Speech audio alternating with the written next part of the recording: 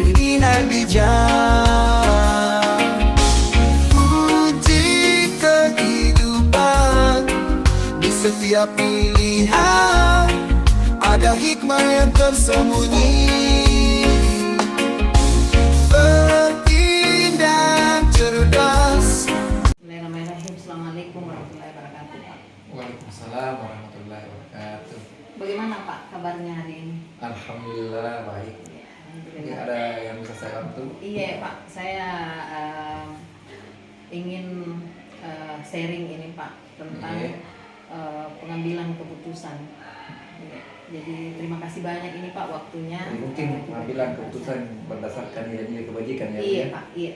Ya. Jadi untuk di sekolah kita ini kira-kira kasus yang masuk dilema etika Pak yang paling agak-agak berat begitu menurut Bapak, apa yang ada di sekolah kita? Iya, baik. Jadi kalau kita berbicara terkait dilema etika, sebenarnya yang saya alami selama saya menjabat di sini itu adalah kasus terkait teman kita yang P3K. Iya. Kenapa? Karena ini kan antara adanya regulasi aturan yang mengharuskan teman-teman P3K itu harus full 5 hari kerja. Persoalannya kemudian adalah ada beberapa teman kita yang P3K itu domisilinya jauh, artinya di luar wilayah Kabupaten Bulukumba. Nah ini juga perlu kita berikan kebijaksanaan. Nah ini juga menjadi dilema bagi kita sebagai kepala sekolah. Iya. Kalau selama ini Pak, terus kalau misalnya ada masalah seperti ini terkait P3K, selama ini Bapak sebagai pimpinan dalam menjalankan pengambilan keputusan, terutama ada kasus-kasus seperti itu, barangkali memang harus dilihat kebijakan-kebijakan, diperhatikan paradigmanya Pak ya. Iya. Ya. Karena memang sangat dilema ketika teman-teman P3K di sisi lain harus menjalankan kewajibannya ada di sekolah selama 5 hari, tetapi di sisi lain dia jauh dari tempat tinggal. Kemudian Pak, ada langkah-langkah barangkali atau prosedur seperti apa yang Bapak lakukan selama ini untuk mengatasi hal-hal seperti itu? Ya, jadi langkah pertama otomatis kita memanggil teman yang P3K seperti itu yang menghadapi masalah begitu. Kemudian kita bicarakan bersama dengan teman-teman guru yang lain, karena kan persoalannya juga kalau ada beberapa teman yang kita berikan kebijaksanaan seperti itu kan minimal ada perasaan iri dari teman-teman yang lain. Nah, sehingga untuk mengambil sebuah keputusan itu minimal kita harus memanggil semua teman-teman. Ya, kita harus bicarakan bersama. Nah, itu pun kalau misalnya ada hal yang kurang dari teman yang lain, itu kita harus memang kita sepakati bersama. Ya, jadi kita mengambil supaya tidak ada yang merasa dirugikan. Ya, ini kan muncul nanti paradigma antara benar dengan salah. Nah, artinya kita sudah benar kepada teman-teman yang kita berikan kebijaksanaan. Salahnya adalah kita melanggar regulasi yang ada. Ya, jadi tetap itu otomatis kita harus mengumpulkan semua teman-teman yang ada di sekolah kita ini, kita bicarakan secara bersama. Iya. Iya. Iya. Berarti hal-hal seperti itu Pak merupakan juga langkah efektif Pak ya. Iya. Dalam pengambilan keputusan dengan adanya kasus teman-teman yang Iya. tempat tinggalnya jauh dari sekolah. Kemudian Pak, ada barangkali hal-hal yang merupakan tantangan untuk mungkin dalam penyampaian ke teman-teman P3K atau Iya. adakah tantangan-tantangan yang lain? Jadi kalau kita berbicara sebenarnya dengan tantangan adalah Iya. tantangan awal besar adalah karena kita sebenarnya sudah melawan regulasi yang ada. Iya. Ya, otomatis ketika misalnya ada dari pihak inspektorat misalnya, itu kan kita dapat teguran. Iya. Ya, tetapi kita juga tidak terlepas daripada bagaimana melihat kondisi teman kita ini. Yang penting selama tugas pokoknya dan jadwal yang kita berikan itu dia laksanakan. Ya, seperti itu. Ya, Oke Pak. Kemudian Pak, komunikasi dengan teman-teman P3 dan teman-teman guru yang lain, apakah langsung misalnya disampaikan ketika bertemu dengan teman-teman, ataukah Bapak mempunyai jadwal tersendiri ketika ingin menyampaikan kebijakan-kebijakan Bapak? Ya, jadi itu diawali dengan pembicaraan secara sepihak dengan teman. Setelah kita perkirakan ada solusi terbaik, kita undang semua teman-teman. Kalau bisa kita rapatkan bersama. Ya, jadi hasil keputusan itu harus melalui rapat bersama dengan teman-teman yang lain. Jadi kita tidak bisa mengambil keputusan secara sepihak. Otomatis kita tetap memberikan masukan kepada memohon atau meminta masukan dan arahan dari teman-teman yang lain.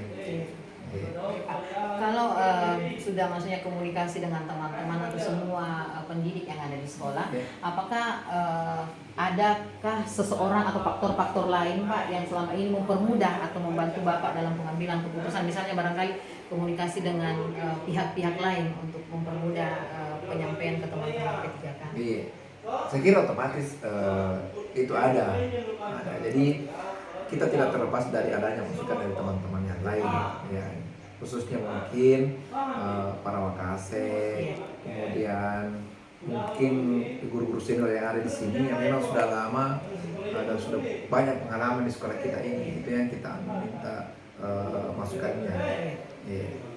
Kemudian dari semua Pak yang Bapak sampaikan tadi, mulai dari bicara dengan guru, dengan semua teman-teman pendidik, kemudian dijadwal kapan diadakan rapat, dengan keputusan-keputusan yang Bapak ambil, apakah ada pembelajaran yang bisa dipetik di situ barangkali Pak? Ya, jadi kalau kita berbicara terkait pembelajaran, saya yakin bahwa dengan adanya kasus ini itu menjadi pembelajaran buat baik kita, khususnya kami secara pribadi, bagaimana dalam mengambil sebuah kebijakan, dalam mengambil sebuah keputusan yang betul-betul ini bisa berpihak kepada teman-teman yang lain dan tidak ada dirugikan. Iya. Jadi terima kasih banyak ini Pak atas ilmunya hari ini.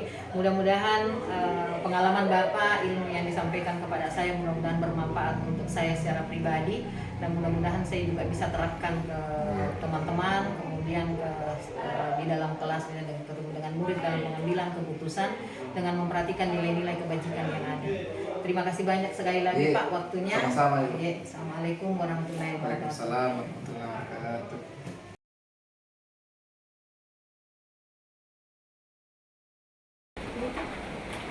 Oke Pak, bismillahirrahmanirrahim. Assalamualaikum warahmatullahi wabarakatuh. Waalaikumsalam warahmatullahi wabarakatuh.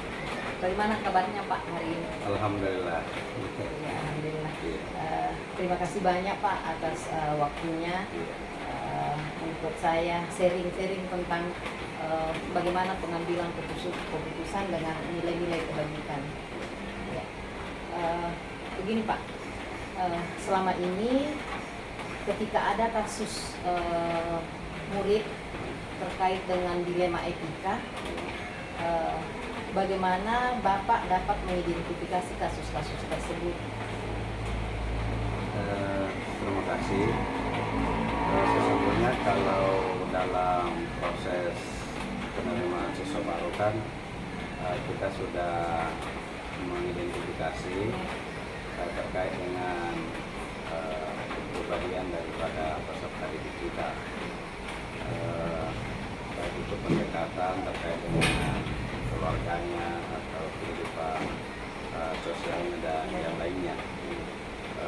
Saya kira itu menjadi data awal bagi kita, dan tentu kalau dalam perjalanan pembinaan kita memang kita fungsikan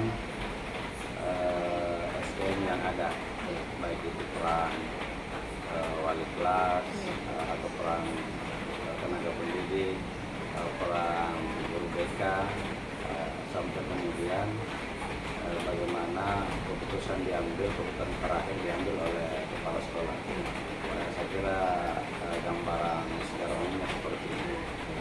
termasuk bagaimana menjalankan pengambilan keputusan tadi ya Pak ya? Ya, artinya itu organisasinya ya, Iya. organisasi pengambilan keputusannya atau urutan-urutannya Oh kira-kira. iya.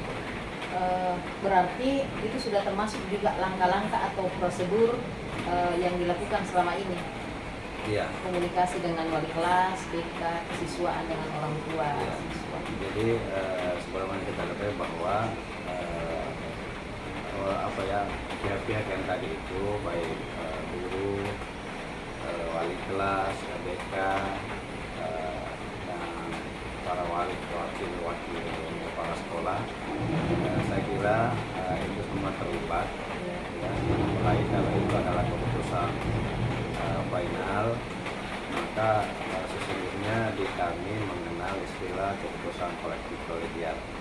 Jadi tetap kita menerima masukan-masukan, pandangan dari teman-teman pembina di Sektor Muhammadiyah untuk keputusan terakhir itu.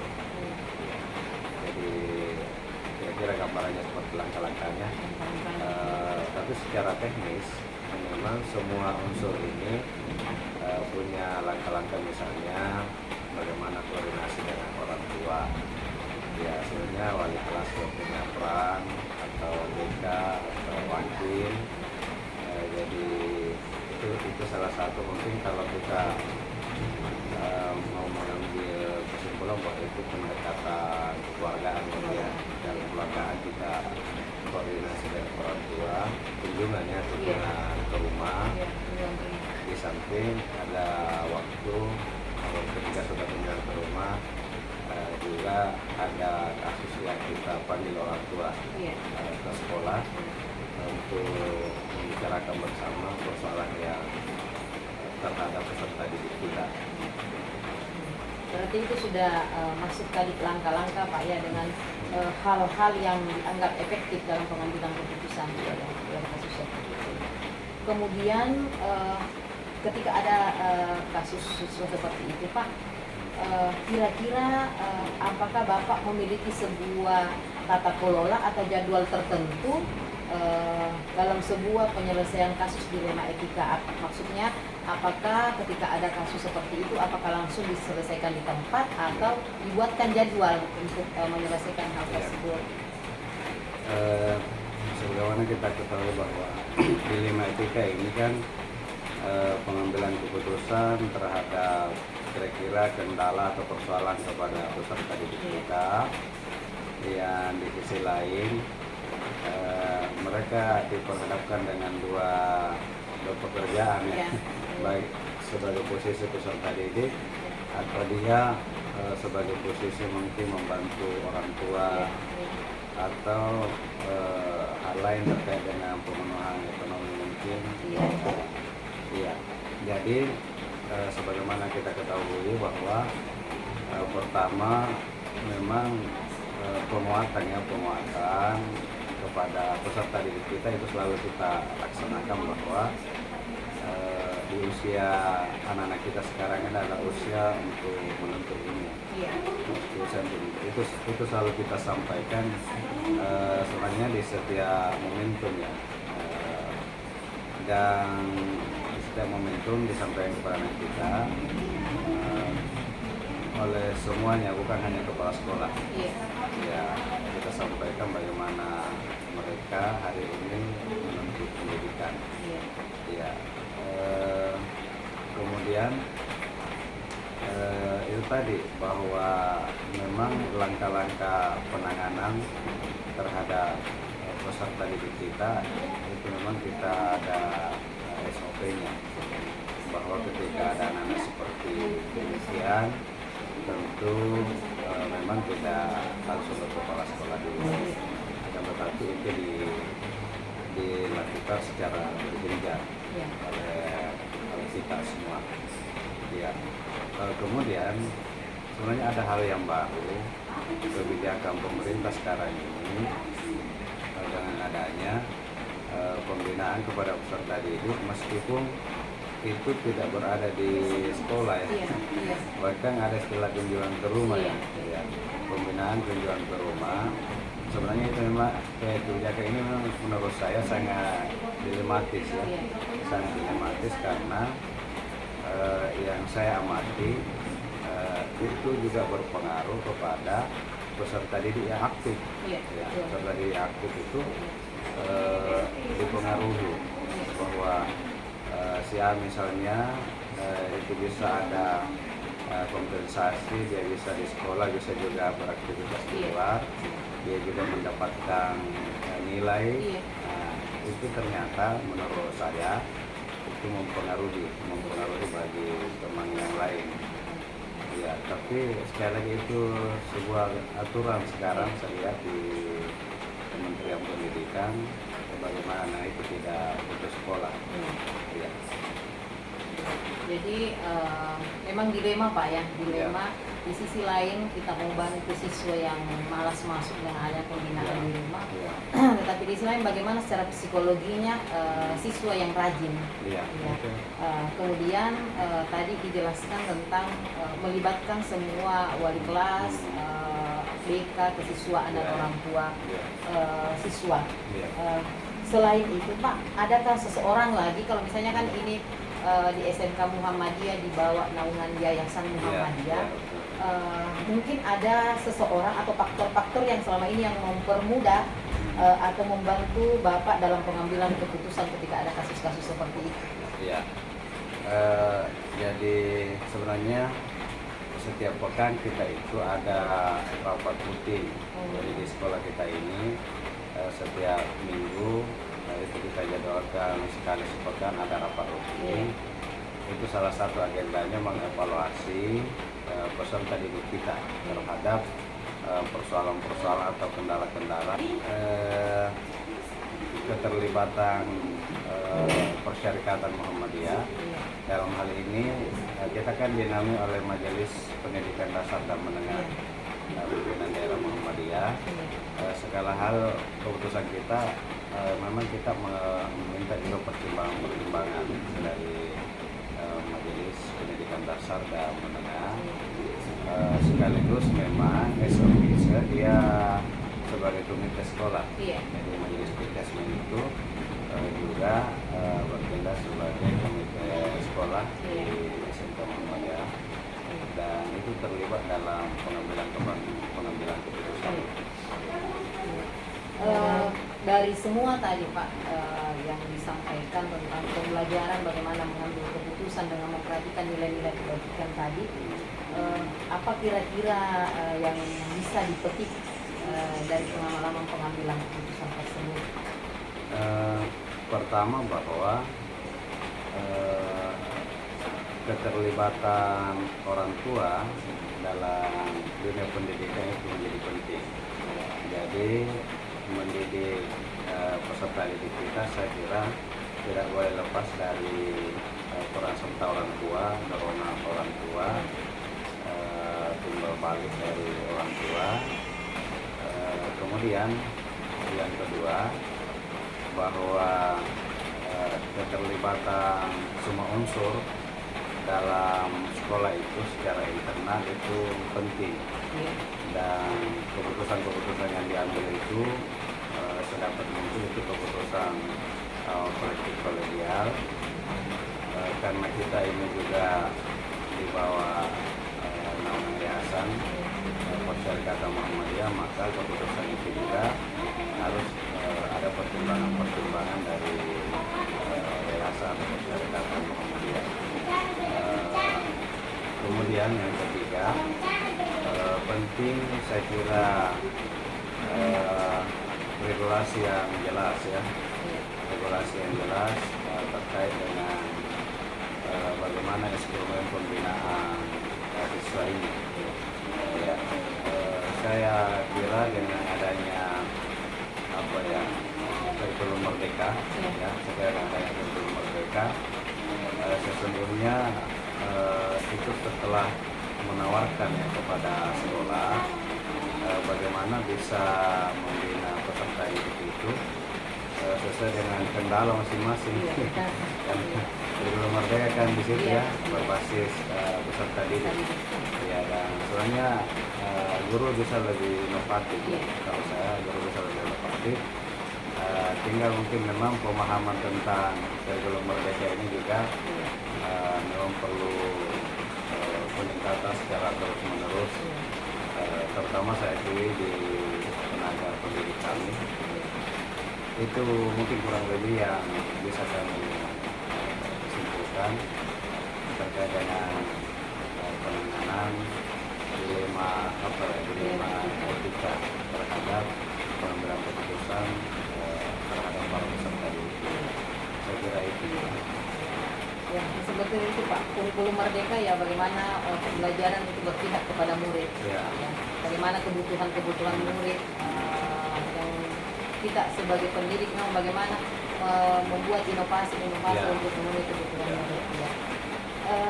Jadi terima kasih banyak Ya, Pak atas ilmunya, sharing pengalaman. Mudah-mudahan apa yang saya dapatkan hari ini bisa bermanfaat untuk saya secara pribadi dan bisa saya terapkan di sekolah. Ya, terima kasih banyak. Assalamualaikum warahmatullahi wabarakatuh. Waalaikumsalam. Pilihan bijak, uji kehidupan. Di setiap pilihan ada hikmah yang tersembunyi. Bertindak cerdas dalam setiap langkah. Pilihan bijak membimbing kita di perjalanan.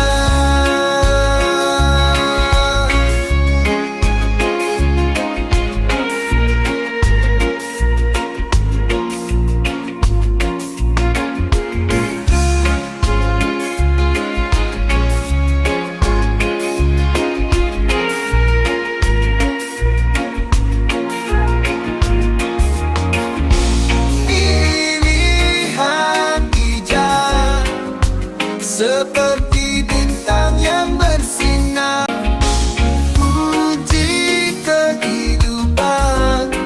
Di setiap pilihan ada hikmah yang tersembunyi. Bertindak cerdas dalam setiap langkah. Pilihan bijak membimbing kita di perjalanan.